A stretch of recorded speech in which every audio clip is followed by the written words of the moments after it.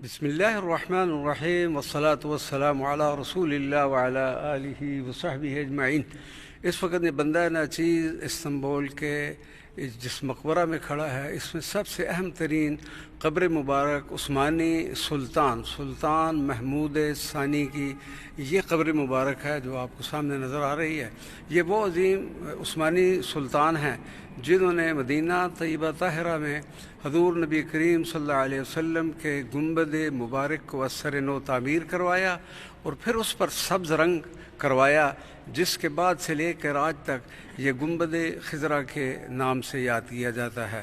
اللہ تبارک و تعالیٰ اس سلطان پر اپنی رحمتوں کا نزول اور جتنے بھی یہاں پر مدفونین ہیں، اللہ تبارک و تعالیٰ ان سب کی بخشش و مغفرت فرمائے اور ہماری ان حاضریوں کو اپنی بارگاہ مقدسہ معطرہ میں قبول و منظور فرمائے۔